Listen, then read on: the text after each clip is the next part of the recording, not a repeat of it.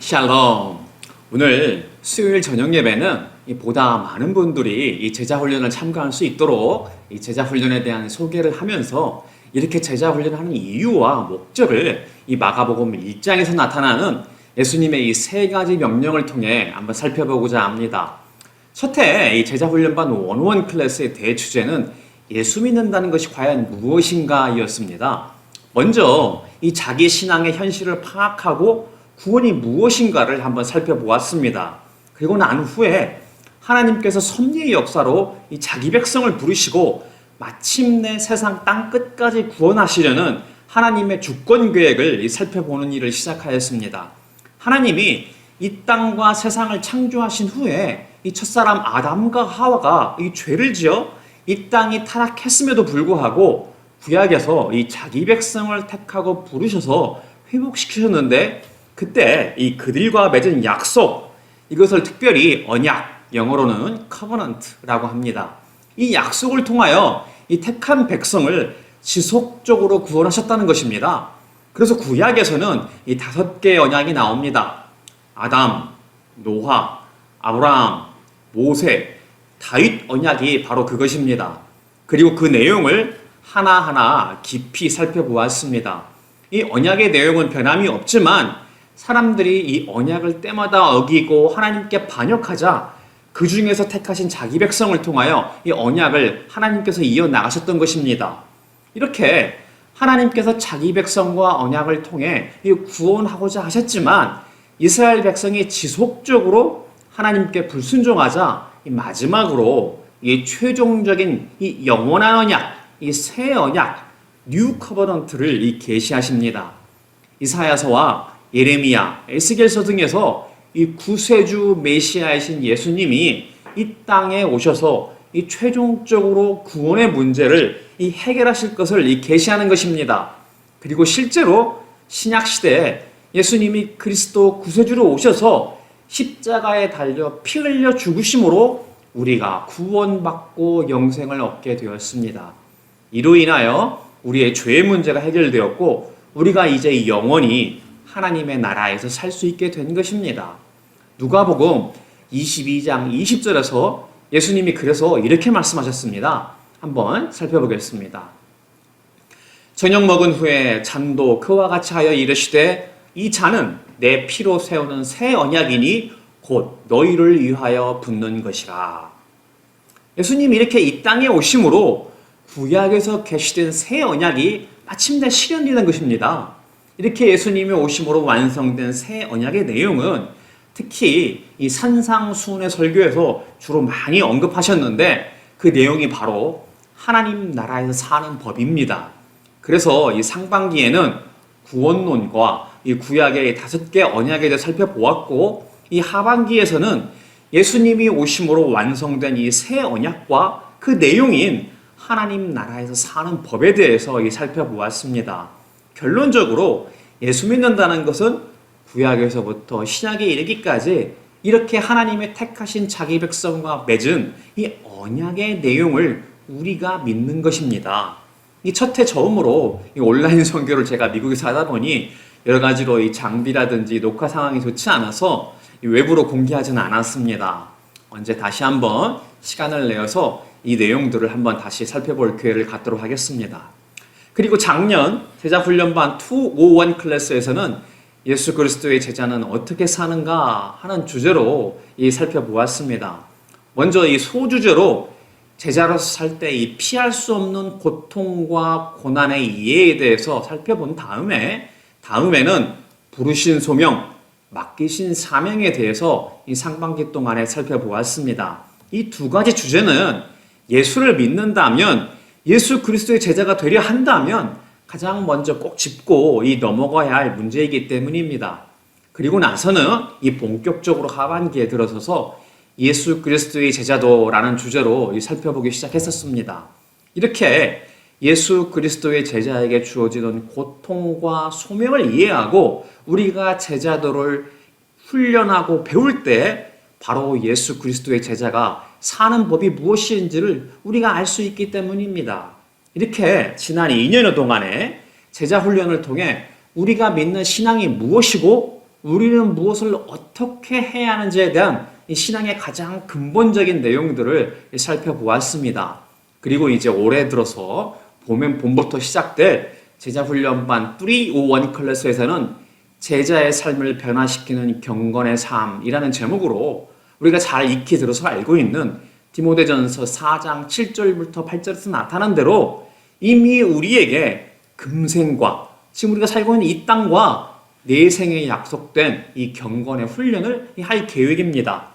오늘은 우리가 왜 이렇게 제자 훈련을 통해서 경건의 훈련을 해야 하는지에 대한 그 이유와 목적을 예수님이 이 땅에 오셔서 이 공생의 사역을 시작하시면서 처음 선포하신 이 세 가지 명령을 통해 살펴보고자 합니다. 오늘 본문인 이 마가복음 1장 15절에서 예수님이 이렇게 말씀하셨습니다. 이르시되 때가 찼고 하나님의 나라가 가까이 왔으니 회개하고 복음을 믿으라. 이렇게 선포, 명령하셨습니다. 이 두 가지 명령이 나옵니다. 회개하라. 다음은 이 복음을 믿으라는 것입니다. 세 번째 명령은 바로 다음인 이 마가복음 1장 17절입니다. 예수께서 이르시되 나를 따라오라. 내가 너희로 사람을 낚는 어부가 되게 하리라 하시니. 바로 나를 따르라 하신 예수님의 이 부르심의 명령입니다. 즉 다시 말하면 회개하라, 복음을 믿으라, 그리고 나를 따르라 하는 명령입니다.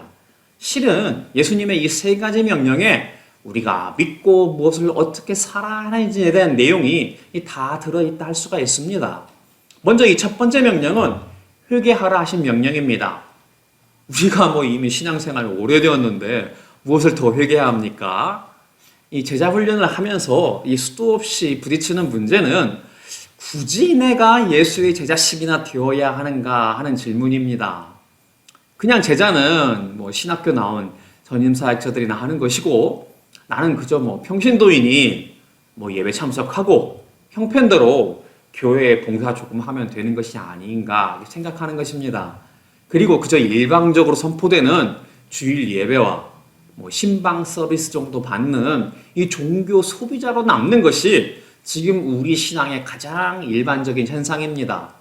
우리가 그냥 흔히 평신도라고 칭하는 영어 명칭은 레이트입니다. 하지만 성경에서는 이 평신도라는 말이 없습니다. 바로 이 레이트라는 말이 신약 성경에서 이 헬라어, 이 라오스에서 나왔는데 이 뜻은 하나님의 백성을 말하는 것입니다. 신약 시대 예수님도 마찬가지였지만 예수님의 제자들이나 사도 바울이나 그 이외 대부분의 많은 사람들이 다 이 라오스였습니다. 그들의 공식 직책이 무슨 서기관이나 바리새인 제사장들 이른바 이 성직자들이 아니었다는 뜻입니다.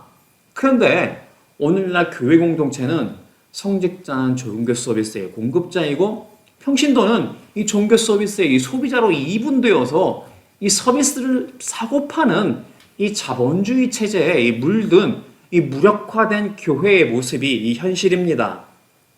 그래서 성직자들도 이 서비스를 만족스럽게 공급하기 위해 예배가 주로 대형 교회일수록 점차로 이 물량화되어 가지고 이 콘서트처럼 다양한 이 자본주의적 프로그램으로 물들고 있습니다. 그리고 교회는 하나의 비즈니스나 기업처럼 운영되는 것입니다.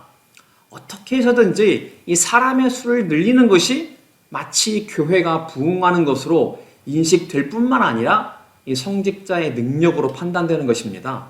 이렇게 이분화된 교회 공동체의 인식 속에 평신들도 그저 주일 예배 드리고 한 가지 맡아서 봉사하면 된다는 생각에서 그치고 만다는 것입니다. 말씀을 연구하고 묵상하며 날마다 경건의 훈련을 하고 각자마다 하나님이 맡기신 이 소명과 사명이 있다는 것에 대한 깊은 인식이 부족한 것이 사실입니다. 하나님이 부르셨다는 소명에 대한 인식이 부족하고 각자마다 자기 자신에게 맡겨진 사명이 대개는 무엇인지 모른다는 것입니다. 우리는 이러한 교회 현실에 대해 자신의 자리에서 하나님 앞에 자신을 비추어 보면서 회개해야 합니다. 그래서 특별히 이 어린아이로부터 청년, 장년, 노년층 할 것 없이 이 소명에 대한 제대로 된 이 교육이 너무나도 중요하다고 생각하는 이유입니다.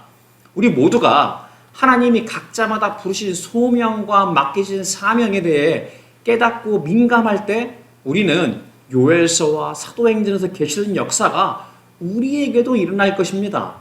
사도행전 2장 16절과 17절의 말씀을 한번 살펴보겠습니다. 이는 곧 선지자 요엘을 통하여 말씀하신 것이니 일러스되 하나님이 말씀하시기를 말세 내가 내 영을 모든 육체에 부어주리니 너희의 자녀들은 예언할 것이요 너희의 젊은이들은 환상을 보고 너희의 늙은이들은 꿈을 꾸리라. 우리가 하나님 앞에 깨어서 각자마다 맡겨진 사명에 대한 온전한 인식이 있을 때 우리가 젊거나 늙거나 관계없이 하나님의 영이 우리에게 임하셔서 하나님께서 주도하시는 역사가 지금도 일어날 것입니다. 우선순위는 하나님께 모든 것을 맡겨드리고 주신 사명에 따라 순종으로 섬기는 것입니다. 직업은 각자마다 주신 달란트와 사명에 따라 하나님이 우리에게 허락해 주시는 것입니다. 그 직업으로 하나님과 이웃을 섬기며 주신 사명을 깨닫고 감당하는 것입니다. 그래서 주의 나라와 의를 구할 때 하나님이 때를 따라 모든 것을 더하신다는 말씀이 여기에도 적용되는 것입니다. 우선순위가 주의 나라와 의를 구할 때가 먼저라는 것입니다. 우리는 먹고 사는 것을 위해서 이 땅에 태어나서 사는 것이 아니기 때문입니다. 이 말씀에 아멘하고 먹고 사는 것이 아니라 하나님의 나라와 의를 먼저 구하는 지체들이 되시기를 바랍니다. 그리고 이제 기꺼이 예수 그리스도의 제자가 되어 우리를 향하신 하나님의 뜻이 무엇인지를 분별하고 주님 닮기를 사모하면서 각자마다 주어진 사명과 달란트에 따라 순종하는 지체들이 되시기를 축복합니다.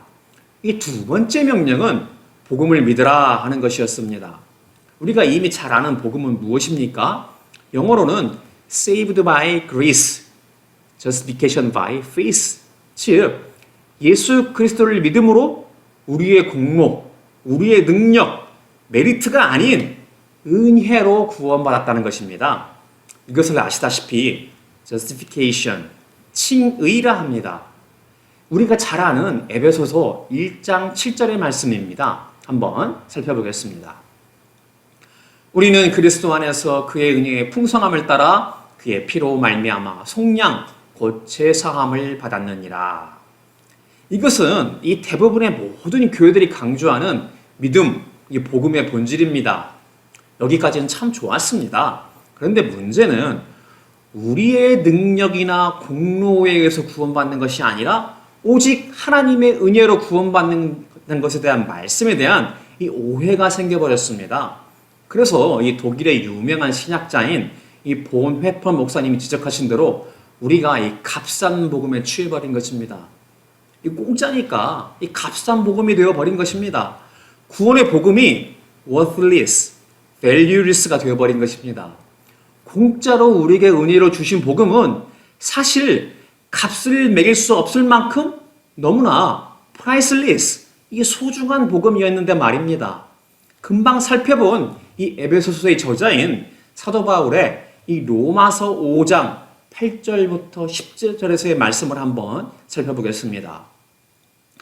우리가 아직 죄인 되었을 때 그리스도께서 우리를 위하여 죽으심으로 하나님께서 우리에 대한 자기의 사랑을 확증하셨느니라. 그러면 이제 우리가 그의 피로 말미암아 의롭다 하심을 받았으니 더욱 그로 말미암아 진노하시면서 구원을 받을 것이니 곧 우리가 원수 되었을 때 그의 아들의 죽으심으로 말미암아 하나님과 화목하게 되었은즉 화목해 된 자로서는 더욱 그의 살아나심으로 말미암아 구원을 받을 것이니라. 우리가 죄인 되었을 때 하나님께서 아들이신 예수님의 피로 말미암아 우리를 의롭게 하셨다는 것입니다. 하나님이 인간으로 오신 것만 해도 감당 못할 일인데 그분이 우리의 죄를 대신해서 온갖 치욕을 당하며 십자가에서 피 흘려 죽으셨다는 것입니다. 이 패션 오브 크라이스트라는 영화를 최소한 한 번씩 꼭 한번 보시기 바랍니다. 예수님께서 이 골고다에서 피 흘리셨다는 것이 어떤 의미인지를 우리에게 제대로 각인시켜 줄 것입니다. 이렇게 값비싼 구원의 복음을 우리에게 기꺼이 아낌없이 주셨기에 우리가 그것을 은혜라 한 것입니다. 그런데 그 은혜의 반대는 자신의 공로, 능력, 영어로는 메리트이지 우리가 주님을 따르며 닮아가는 예수 그리스도의 제자로서의 이 노력이 아닙니다.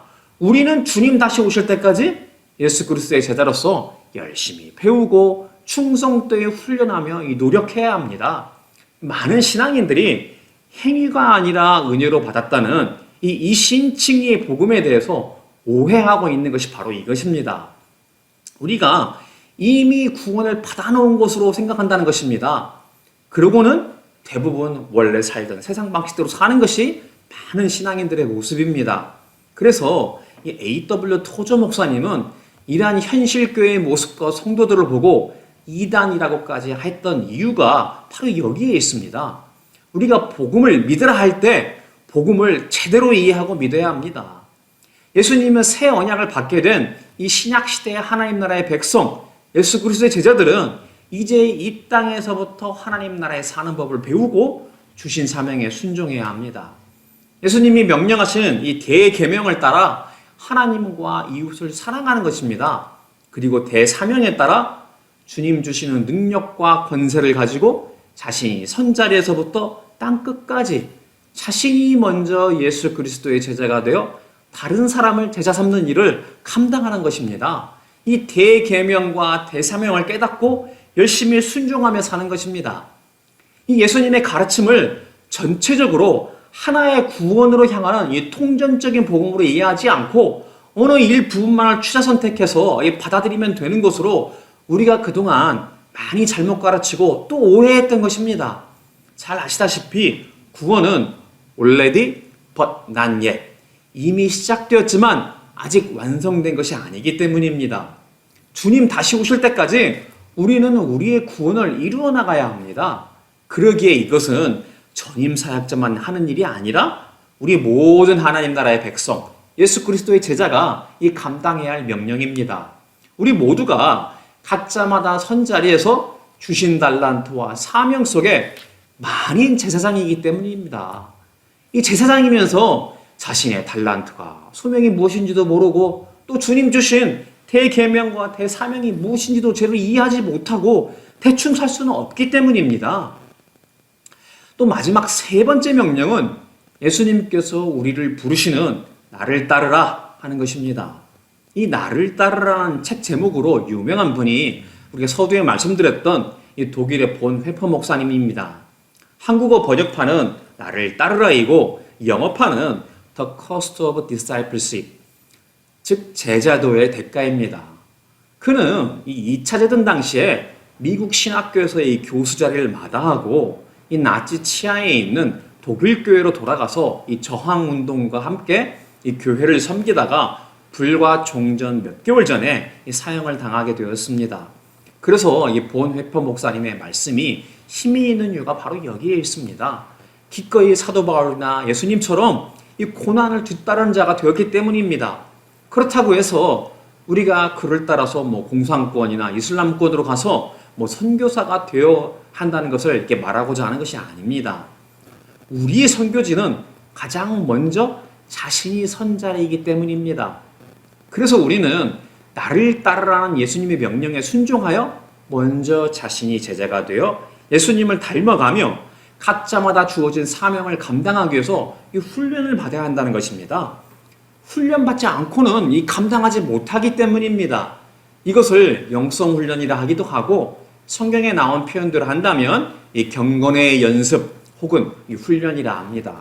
그런데 문제는 이 현대 교회에서 대부분의 경우 주일 예배와 성경 공부 정도 하는 수준에서 그치고 경건의 훈련은 각자 알아서 해야 하는 것으로 그친다는 것입니다. 이것은 마치 군대에서 열심히 군사 이론 교육을 받기만 하고 실제 전투 훈련을 하지 않는 것이나 마찬가지입니다. 그런 군대가 있겠습니까?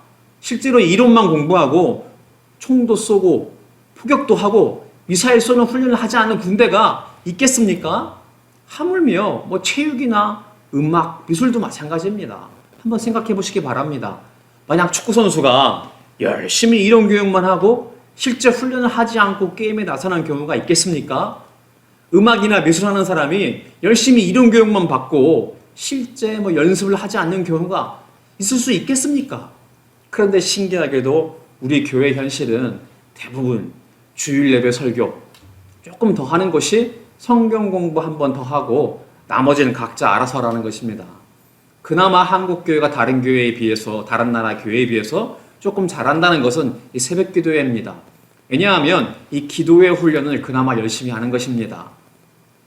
대다수의 현실교회에서 실제적인 경건의 훈련이 제대로 되어 있지 않기 때문에 신앙의 연수는 점차 갈수록 늘어나고 또 때로는 안수 집사도 되고 장로도 되고 심지어는 안수받고 목사도 되지만 실제로는 예수님을 닮아가는 이 성령의 열매를 맺지 못하거나 주님 주신 사명에 대한 순종이 약한 이유가 바로 여기에 있습니다.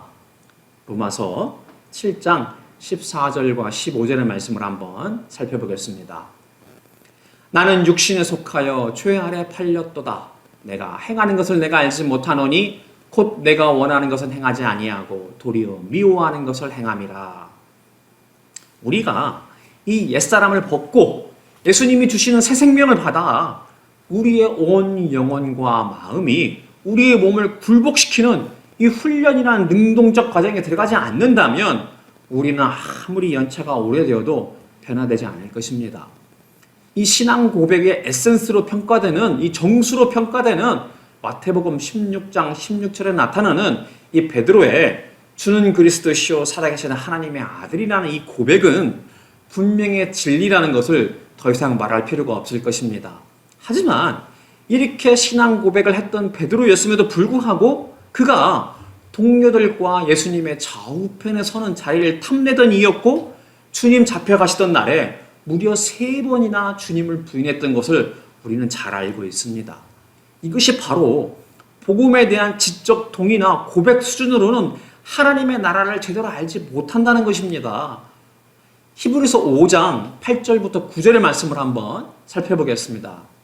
그가 아들이시면서도 받으신 고난으로 순종함을 배워서 온전하게 되셨은즉 자기에게 순종하는 모든 자에게 영원한 구원의 근원이 되시고. 이렇게 예수님은 하나님의 아들이시면서도 고난을 통해 순종함을 배워 온전하게 되셨다고 합니다. 하물며 우리는 어떻겠습니까?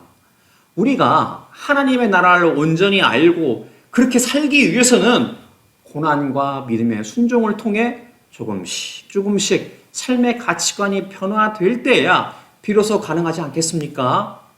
우리의 영혼과 마음이 예수님이 주시는 이 새 생명을 입어서 경건의 훈련을 본격적으로 시작한다면 성령님께서 우리를 중보하시고 조명하시면서 인도하실 것입니다. 요한복음 6장 63절의 말씀을 한번 살펴보겠습니다. 살리는 것은 영이니 육은 무익하니라. 내가 너희에게 이른 말은 영이요 생명이라. 이렇게 경건의 훈련을 우리가 해야 하는 이유는 예수님의 말씀과 명령이 우리를 살리는 영이요 생명이기 때문입니다. 이것이 바로 우리가 경건의 훈련을 해야 하는 이 필요성입니다. 그렇다면 경건의 훈련은 어떻게 하는 것입니까? 우리가 경건의 훈련을 한다는 것은 하나님 앞에 신령과 진리로 주일 예배를 드리듯이 우리 존재의 본질의 가장 깊은 곳, 우리 마음과 의지, 영을 하나님 앞에 전부 내어놓는 것을 말합니다. 역대하 16장 9절의 말씀을 한번 살펴보겠습니다. 여호와의 눈은 온 땅을 두루 감찰하사 전심으로 자기에게 향하는 자들을 위하여 능력을 베푸시나니. 하나님은 전심으로 자신의 모든 것, 전 존재의 본질을 내어놓는 자를 지금도 찾고 계십니다. 이 자신의 자아로 가득 찬 이는 예수님이 가르치고 명령하시는 하나님 나라의 법과 경건의 훈련을 받을 수 있는 여지가 없기 때문입니다. 그렇기에 이것은 단순간에 일어난 일이 아닙니다. 우리 주 예수 그리스도의 장성한 분량에 충만한다 이럴 때까지 계속되는 이 전인격적인 과정입니다. 우리의 인격적인 실체인 이 영이 예수님이 주신 새 생명을 우리가 입어서 우리의 내면적 본질이 이 변화되는 것을 말하기 때문입니다. 신앙의 연차나 직분에 관계없이 경건의 훈련이 얼마나 실제로 이루어졌느냐에 따라서 우리가 얼마나 예수님을 닮아 있는지에 대한 모습이 나타납니다. 신앙의 성숙도, 성화의 모습이 바로 여기에 달려 있는 것입니다. 그렇다고 그렇다면 과연 경건의 훈련이 구체적으로 무엇을 말하는 것입니까? 말로만 예수 믿는다고 해서 경건의 훈련이 저절로 이루어지지 않는다고 하였습니다. 그래서 처음에는 이 고독과 침묵, 금식, 성경과 경건서적 읽기, 기도, 이 봉사 등이 있는 훈련 프로그램에 참여하는 것이 필요합니다. 실제로 이 알코올이나 이 마약 중독자들도 훈련 프로그램에 입소하는 것처럼 말입니다. 우리는 이 세상이라는 우상과 세상 풍조, 이 초등 학문에 중독되어 있기 때문에 처음부터 우리 스스로 하는 것이 좀처럼 쉽지 않습니다. 그래서 우리 둘의 수도원에서 주기적으로 열흘간의 금식 훈련을 하는 이유가 바로 여기에 있습니다. 내 몸에 이 오랜 습관으로 남아있는 이 세상이라는 우상과 옛자를 내려놓고 세미한 음성으로 우리에게 다가오시는 하나님의 말씀에 이 귀를 기울이는 것입니다. 그리고 다시 일상으로 돌아와서는 이제 스스로 경건의 훈련을 하는 것입니다. 날마다 일정 시간을 정하고 구독과 침묵 속에서 하나님을 만나는 기도의 시간을 갖고 성경과 경건서적을 읽는 것입니다. 혼자 하면 자꾸 빠지게 되고 있는 오류를 범할 수 있습니다. 이때 좋은 방법은 한 10명 정도의 아니면 12명 정도 이 소그룹 훈련 모임을 갖는 것입니다. 이 단체 카톡방을 열어서 날마다 자신이 진행하고 있는 경건의 훈련에 대한 나눔을 단 한 문장이라도 날마다 기록하는 것입니다. 그리고 설사 누가 빠졌을 때 서로 격려하면서 다시 시작할 수 있도록 서로 돕는 것입니다. 같이 하면 할 수 있습니다. 보통 우리가 주 5일 근무가 일반적이니까 처음에는 주중에 5일을 이렇게 하고 토요일은 하루 쉬고 주일에는 예배를 드리고 와서 가정 예배를 드린다면 가장 이상적인 방법입니다. 저도 그래서 제가 진행하는 이 제자훈련반 지체들과 단체방을 만들어서 매일 제가 말씀 묵상을 보내드리고 같이 삶을 나누면서 영적 교제를 진행하고 있습니다. 예수님은 절대로 강제하지 않으시기에 자유롭게 하지만 권면에서 단 한 문장이라도 경건의 훈련을 할 것을 나누도록 하고 있습니다. 그리고 올해부터는 이 제자훈련이 3년 차에 접어들었으니 제가 이렇게 주 1회 하는 제자훈련 설교 내용을 앞으로 어떻게 적용할 것인지 아니면 조금씩 변화되어가는 이 자신의 삶에 대한 나눔을 한 페이지씩 써보도록 권면할 예정입니다. 이 신학교에서는 이것을 리플렉션 페이퍼라고 합니다. 이 설교를 요약하는 것이 아닙니다. 설교를 통해 각자마다 특별히 마음에 닿았던 내용을 마음 가운데 다시 불러일으키고 이 삶에 적용하는 것입니다. 혹시 지난 주일 설교 내용을 기억하시는 분이 있으십니까? 이미 다 잊지는 않으셨습니까? 저도 옛날에 그랬었습니다. 그래서 우리가 매주 이렇게 해야만 사실 훈련이 됩니다. 그동안 그 많은 설교를 들었는데 왜 우리가 별다른 삶의 변화가 없습니까? 우리가 삶의 적용을 하지 않았기 때문입니다. 이 삶의 적용을 하지 않고는 아무리 설교를 많이 듣고 책을 읽었어도 우리의 영적 진보가 일어나지 않습니다. 구체적으로 어떻게 단 한 가지라도 이해하고 적용을 시작했는지 기록함으로 본격적인 경건의 훈련을 해나가는 것입니다. 이렇게 해나갈 때 실제의 삶 속에서 영적인 진보가 조금씩 일어나게 됩니다. 이러한 훈련을 하다가 또 한 번씩 게을러졌거나 재충전하기 원할 때 다시 한번 경건의 훈련 프로그램에 입소하는 것입니다. 우리 둘의 수원에서 하는 이 금식 훈련에 한번 입소하는 겁니다. 마치 한국의 예비군 훈련처럼 말입니다. 한국 예비군 훈련이 1년에 한 번씩 하죠. 2박 3일 합니까? 3박 4일 합니까? 우리는 예수의 영적 군사이기 때문입니다. 경건의 훈련은 이렇게 날마다 자신의 생각과 가치관을 예수님의 가르침과 명령에 따라 이 조정해 나가는 것입니다. 옛자를 벗어버리고 새 생명을 입어 주님을 닮아가도록 자신을 변화시키는 훈련장에 밀어넣는 것입니다. 이렇게 하기 위해서는 이제 경건의 훈련을 하기로 작정하고 실천 계획을 세워야 합니다. 듣고 아무것도 안 하면 예수 그리스도의 장성한 분량에 이를 수 없기 때문입니다. 경건의 훈련은 단순히 세상의 영성 훈련처럼 할 수 있다는 우리의 능력을 강조하는 것이 아닙니다.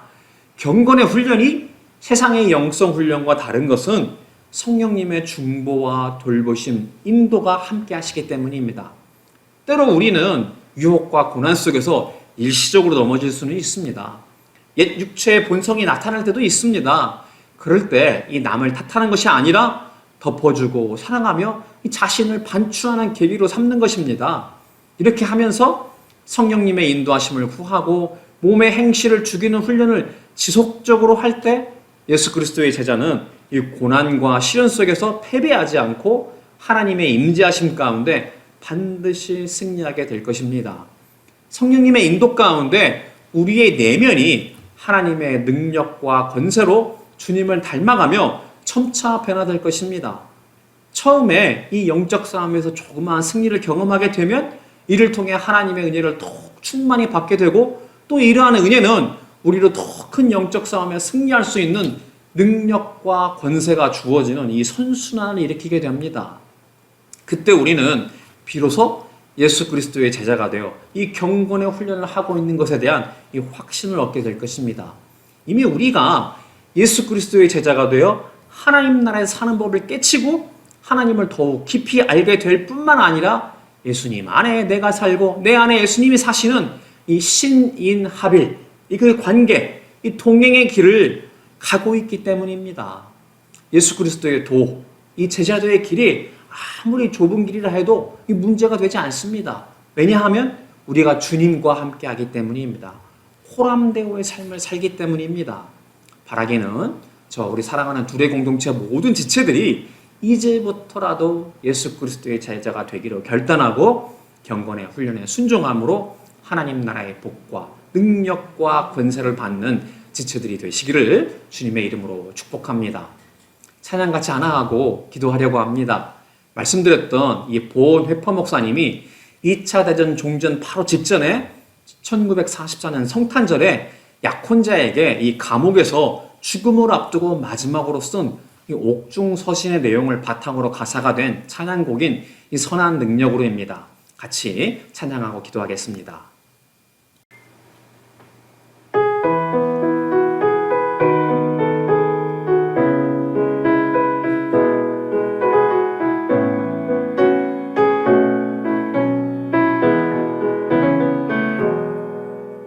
그 선한 힘에 고요히 감사하여 그 놀라운 평화를 누리며 나 그대들과 함께 걸어가네. 나 그대들과 한 해를 여네. 지나간 허물 어둠의 날들이 무겁게 내 영혼 짓눌러도 오 주여 우릴 외면치 마시고 약속의 구원을 이루소서. 그 선한 힘이 우릴 감싸시니 믿음으로 일어날 일 기대하네. 주 언제나 우리와 함께 계셔 하루 또 하루가 늘 새로워.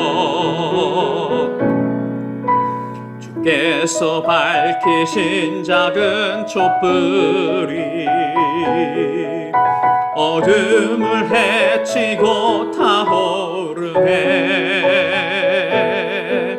그 빛에 우리 모두 하나 되어 오늘의 비추게 하소서. 그 선한 힘이 우릴 감싸시니 믿음으로 일어날 일 기대하네.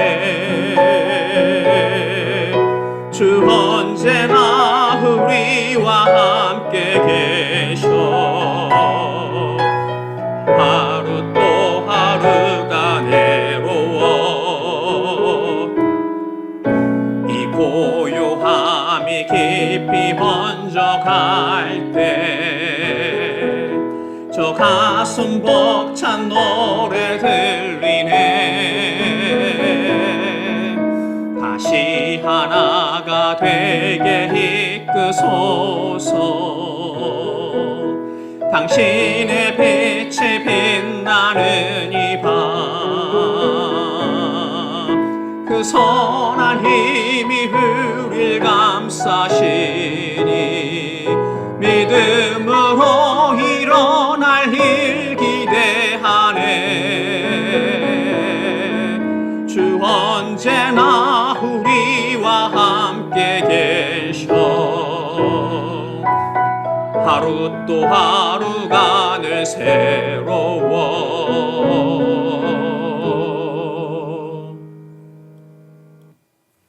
아멘. 우리 함께 기도하겠습니다. 하나님 아버지, 저희가 예수님을 평생을 믿노라 살았지만 지나고 보면 무엇을 믿어야 하는지, 어떻게 살아야 하는지를 제대로 모르고 살았음을 주님 앞에 모든 것을 내려놓고 회개합니다. 그리고 이제 주께서 명령하신 이 세 가지 말씀에 따라 다시 한번 우리 자신의 믿음의 삶을 되돌아보게 하여 주시옵소서. 하나님께서 우리 한 사람 한 사람을 귀하게 여기시고 각자마다 선자리에서 만인 제사장으로 불러주셨다는 것을 잊지 않게 하여 주시옵소서. 그리하여 이제는 하나님을 부르신 소명을 깨닫고 하나님의 나라와 의를 구하는 자가 되게 하여 주시옵소서. 우리의 구원이 이미 시작되었지만 아직 완성되지 않았다는 것을 잊지 않게 하여 주시옵소서. 날마다 침묵과 고독 속에 또 때로는 금식 가운데 주님의 말씀을 묵상하며 기도하는 경건의 훈련을 시작하게 하여 주시옵소서. 그래야 이 땅 가운데 살지만 하나님의 나라를 사는 저희들이 되게 하여 주시옵소서. 주님 주신 대계명에 따라 하나님과 이웃을 사랑하며 또 주신 대사명대로 먼저 예수 그리스도의 제자가 되어 다른 사람을 제자 삼는 일을 열심히 순종으로 감당케 하여 주시옵소서. 그리하여 주님 다시 오실 때 마라나타 주여 어서 오시옵소서 외치며 주님 잔치에 참여하는 복된 우리 둘의 공동체 지체들이 되게 하여 주시옵소서. 감사드리오며 예수님 이름으로 간절히 기도드리옵나이다. 아멘.